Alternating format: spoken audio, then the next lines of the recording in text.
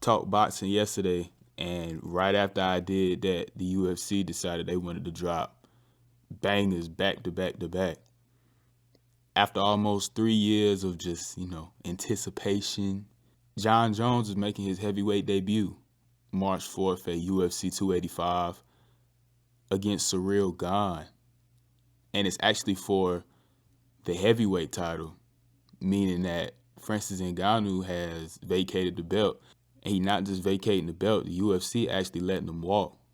Last week, there was a lot of rumors about Ngannou wanting to go to PFL or potentially boxing. Boxing been a thing that he's been speaking on for about a year or two now. And now he can make either one of those or both of them happen. As far as the Gane and Jones matchup, it's an interesting one. It's hard to really call low-key because there's so many unknowns about Jon Jones in general, but specifically at heavyweight, being that he's never fought there before.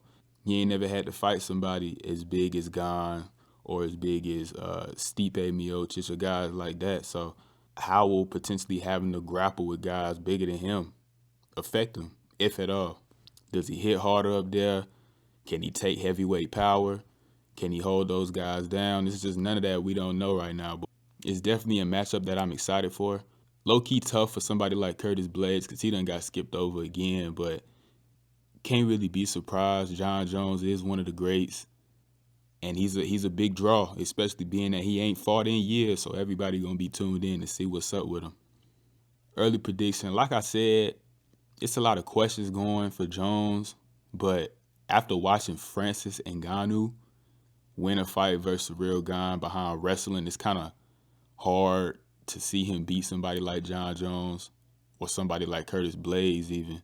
And the UFC 286 London card a couple weeks later just got solidified. The Leon Edwards and Kamaru Usman rubber match is official. After Wonderboy almost set the MMA world on fire, talking about Usman having surgery, that matchup being in doubt, yada, yada, yada, they've officially put it together. Definitely interested in that one. Interested to see how Usman bounces back after getting flatline. He is my early prediction pick, but Leon always going to have a chance. He always going to be game. And Justin Gacy done finally decided to get back in the mix. That anticipated matchup between him and Fiziev has been put on. Definitely one of the best fights the division can put on, and one that's really necessary in my opinion. It's time to start shaking up the top of the division, bro. I'm sick of Poirier and Chandler and Gacy. I'm just all fighting each other in different matchups. I'm tired of that. It's time to get some new blood at the top of the division. I definitely favor Fiziev.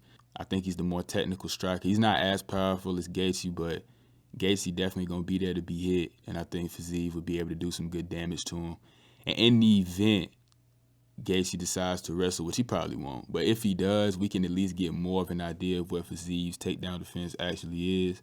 It's looked great up to this point, but he ain't really fought no wrestlers like that outside of RDA, who isn't necessarily a wrestler. He's just really well-rounded. A lot of big news in the UFC. March finna be crazy. March is loaded. The UFC went from being in shambles to probably finna do one of the best quarters they've done in a long time real quick.